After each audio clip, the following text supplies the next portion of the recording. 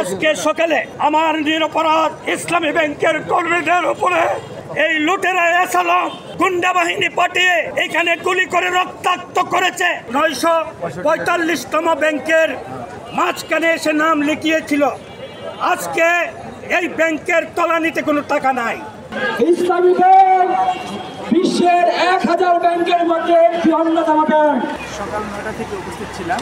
একটা নিউজ আসে যে আসালাম গ্রুপ বহিরাগত কিছু সন্ত্রাসী নিয়ে আমাদের ইসলামী ব্যাংকের প্রধান কার্যালয়ে তারা এসে আক্রমণ করবে, তারা দখল করবে। তো সে কারণে ইসলামী ব্যাংকের এমপ্লয়ি সকাল থেকে এখানে উপস্থিত ছিল। সকাল 10টা 30 মিনিটের দিকে একটু বৃষ্টি হয়, ঠিক তারপর বৃষ্টির কারণে লোকজন একটু ফাঁকা হয়। এই সুযোগেই তারা সিটি সেন্টারের দিক থেকে প্রায় 3 থেকে 400-500 লোকের মতো হবে, তারা অস্ত্রশস্ত্র সজ্জিত হয়ে এসে আমাদের ইসলামী ব্যাংকের এমপ্লয়িদের উপর তারা আক্রমণ চালায়, তারা ককটেল ফোটায়, তারা বেশ কিছু গুলিবর্ষণ করে। তাদের হাতে প্রায় প্রত্যেকের হাতে কাচের বোতল ছিল, সেগুলো ভেঙে তারা আমাদের উপর আক্রমণ করে। তো স্পটে আমাদের 6 জন গুলিবিদ্ধ হয়েছে। তো তার মধ্যে আমাদের ওকালতি ছিল 2 জন, একজনকে আমি নিজে হাতে সেখান থেকে উদ্ধার করে তাকে আমি নিরাপদ স্থানে পাঠিয়েছি এবং আমার হাতেও অনেক রক্ত লেগেছিল। তো সর্বশেষ 11টার দিকে তারা ধাওয়া খেয়ে এখান থেকে চলে যায় এবং সিটি সেন্টারের সামনে এখনও সম্ভবত কিছু ভাই আছেন, তারা অবস্থান করছেন।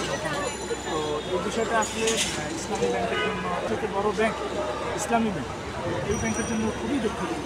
এই বিষয়টা আসলে প্রশাসন অত্যন্ত গুরুত্বের সাথে দেখা উচিত। ইসলামী ব্যাংকের প্রধান কার্যালয় বাংলাদেশ ব্যাংক যেখানে কাছাকাছি অবস্থান করছে, এখানে আসলে আরও নিরাপত্তা জোরদার করা দরকার। এক্ষেত্রে আমরা যারা সাধারণ এমপ্লয়ি, আমরা খালি হাতে ব্যাংকের অফিসারগুলি, আমরা তো তাদের সাথে যুদ্ধ করতে আসি। আমরা এসেছি আমাদের ন্যায্য দাবি দেওয়া পাওনা চাইতে, আমরা এসেছি ব্যাংকটাকে রক্ষা করতে। আপনারা অবশ্যই মিডিয়ার কল্যাণে জানবেন যে গত 1 সপ্তাহের মধ্যে এই আসালাম গ্রুপের পক্ষ থেকে প্রায় 12 থেকে 1300 কোটি টাকা বেশ কয়েকটা ধাপে চেক সাবমিট করা হয়েছিল। সেগুলোকে আমরা অতি কষ্টে অনেক সর্বোচ্চ প্রচেষ্টা করে সেই চেকগুলো আমরা আটকাতে পেরেছি, সেই ডিপোজিটটা আমরা ধরে রাখতে পেরেছি। তো আসলে এই ব্যাংকটা তো এখন গণমানুষের ব্যাংক, বাংলাদেশের একটা সম্পদ। তো এই অবস্থায় এসে যেখানে বিশ্বের সমগ্র দেশ থেকে রেমিটেন্স পাঠানোর জন্য উদ্গ্রীব হয়ে আছে, শুধুমাত্র ব্যাংকের ম্যানেজমেন্টটা পরিবর্তন হলেই এখানে মানুষের পূর্ণ আস্থা ফিরে আসবে। রেমিটেন্স এই ব্যাংকটা আবার ইনশাল্লাহ সচল হয়ে যাবে। আজকে আমরা তারই অংশ হিসেবে ধারাবাহিকতার অংশ হিসেবে আমরা এখানে একত্রিত হয়েছিলাম। একত্রিত হয়ে আমরা শান্তিপূর্ণভাবে প্রতিবাদ সমাবেশের আয়োজন করেছিলাম। কিন্তু অত্যন্ত দুঃখের সাথে আমরা লক্ষ্য করলাম এই প্রতিবাদ সমাবেশে আসালাম গুন্ডা বাহিনী নিয়ে দিয়েছে। আসালাম মনির মালা জাফর আলমের নির্দেশে আমাদের এই শান্তিপূর্ণ সমাবেশে গুলিবর্ষণ করা হয়েছে এবং আমরা অত্যন্ত উদ্বেগের সাথে লক্ষ্য করলাম যে আমাদের এই এগিয়ে যাওয়া সন্ত্রাসী কর্তৃক আমাদের বৈষম্যবিরোধী ব্যাংকার সমাজের 6 জন যোদ্ধা গুলিবিদ্ধ হয়েছে। আমরা তীব্র নিন্দা এবং প্রতিবাদ জানাই। সম্মানিত ব্যাংকার সমাজ, বৈষম্যবিরোধী ব্যাংকার সমাজ, এখানে যারা উপস্থিত আছেন তাদেরকে স্পষ্টভাবে জানিয়ে দিতে চাই, যারা প্রশাসনে আছেন তাদের স্পষ্টভাবে জানিয়ে দিতে চাই, আমাদের কাছে খবর আছে আসালামের নির্দেশে এবং মনিউল মালা জাফর আলমের সহযোগিতায় এই গুলিবর্ষণ করা হয়েছে।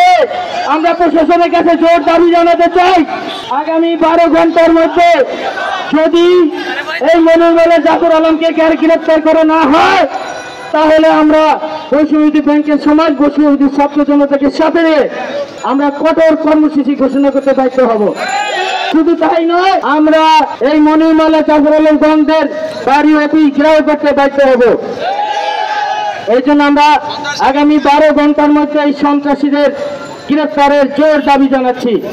এই ইসলামী ব্যাংকটি 1983-তে আপনার এদেশের কিছু কমিটির জনতা, গ্রাহক এবং কর্মী অফিসার মিলে এই ব্যাংকটিকে আমরা প্রতিষ্ঠিত করেছিলাম। এই ব্যাংকে আপনারা জানেন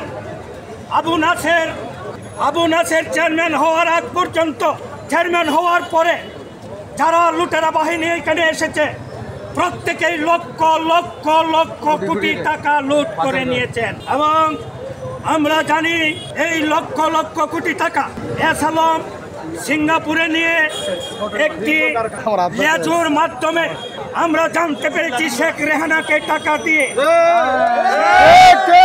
লুটেরার রাজত্ব এখানে আপনার স্থাপন করেছে। তাই আমি আজকে অনুরোধ করতে চাচ্ছি দেশবাসীকে, ছাত্র জনতাকে, আসুন এই ইসলামী ব্যাংক 1 নম্বর আমাদের সারা পৃথিবীতে 1000 শ্রেষ্ঠ ব্যাংকের মধ্যে 945তম ব্যাংকের মাঝখানে এসে নাম লিখিয়েছিল। আজকে এই ব্যাংকের তলানিতে কোনো টাকা নাই। অতএব এই টাকা কারা নিয়েছে? এস আলম নিয়েছে এবং এস আলমের সহযোগী যারা ইসলামী ব্যাংকের ছিলেন, আমি বলতে চাই আকিস কোনো ব্যাংকার না, সাব্বির কোনো ব্যাংকার না, এবং এই ইসলামী ব্যাংকের বিভীষিকা আমার ঘরের শত্রু কাইসার আলী, তুমি তোরাজের সাক্ষী হয়ে সহযোগিতা করে তুমি বছরে 4 বার প্রমোশন নিয়েছো। অতএব আমি ইসলামী ব্যাংকের সকল কর্মী, সকল অফিসার যারা সৎ আছেন, কমিটেড আছেন, পুরনো কর্মী আছেন, আসুন আমরা এই ব্যাংকটিকে রক্ষা করি। আমরা ছাত্র জনতা, গ্রাহক, কর্মী সকলে মিলে এই ব্যাংকটিকে রক্ষা করা আজকে অর্থনীতির জন্য আমাদের পক্ষে ফরজ হয়েছে ব্যাংকটিকে রক্ষা করা। এস আলমের যত সম্পত্তি আছে সকল সম্পত্তি ক্রয় করার জন্য আমি বিনীতভাবে অর্থ উপদেষ্টার মাধ্যমে অনুরোধ করছি এবং আমি ছাত্রদেরকে অনুরোধ করছি, তোমরা আজকে 36তম দিন তোমাদের সাথে আমরা আন্দোলন করেছি রাস্তায়। তোমাদেরকে আমি অনুরোধ করছি, তোমরা একজন করে সমন্বয়ক ইসলামী ব্যাংকে এবং এস আলমের যতগুলো 8টি ব্যাংক আছে প্রত্যেকটি ব্যাংকে একজন করে সমন্বয়ক সৃষ্টি করার জন্য, এই ব্যাংকে রক্ষা করার জন্য তোমাদের কাছে অনুরোধ করছি। আজকে সকালে আমার নিরপরাধ ইসলামী ব্যাংকের কর্মীদের উপরে, গ্রাহকদের উপরে যেভাবে সহস্র হামলা এই লুটেরা এস আলম লক্ষ লক্ষ টাকা খরচ করে গুন্ডা বাহিনী পাঠিয়ে এখানে গুলি করে রক্তাক্ত করেছে, আমি বিশ্বাস করি কোন শহীদের রক্ত বৃথা যায় না, যাবে না, যেতে হবে। যদি এইখানে এস আলমের পক্ষ থেকে যদি কোনো চেক আসে, এই চেকগুলো আমি সৎ অফিসারদেরকে বলবো আপনারা আটকিয়ে আমাদেরকে খবর দেন, আমরা রক্ষা করব। 6 জন এই পর্যন্ত হতাহত হয়েছে। আর আমি ইসলামী ব্যাংকের সংশ্লিষ্ট প্রবাসী সারা পৃথিবীতে যারা আছেন, আমি আপনাদেরকে অনুরোধ জানাতে চাই, আপনারা আগের মতো রেমিটেন্স পাঠান, কারণ এই ব্যাংক আমরা রক্ষা করব।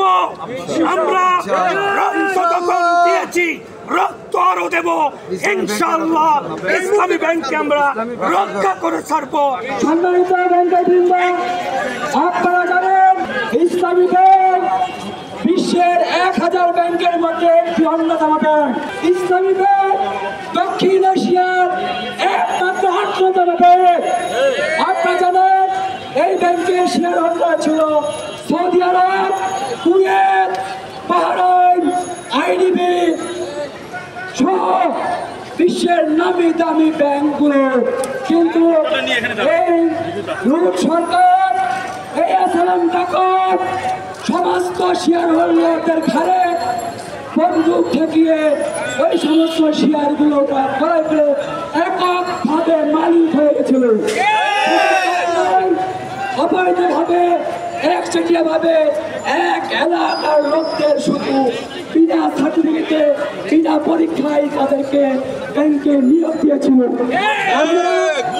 আমরা ভুয়া সার্টিফিকেটে নিয়োগ দিচ্ছি, আমরা এর প্রতিবাদ চাই। ব্যাংকের বিরুদ্ধে আসুন, এদেশ থেকে দেখুন নব্য হায়দা, নব্য ফ্রাউড, কিল্লাটি হাসিনা চলে গেছে। এস আলমকে আমরা সেভাবে আইনের বিচারে হেরে বিতাড়িত করতে চাই। সংবাদ, ফিচার ও অনুষ্ঠানের জন্য ভিজিট করুন সংবাদ প্রকাশের ওয়েবসাইট এবং যুক্ত থাকুন ফেসবুক পেজ ও ইউটিউব চ্যানেলের সঙ্গে।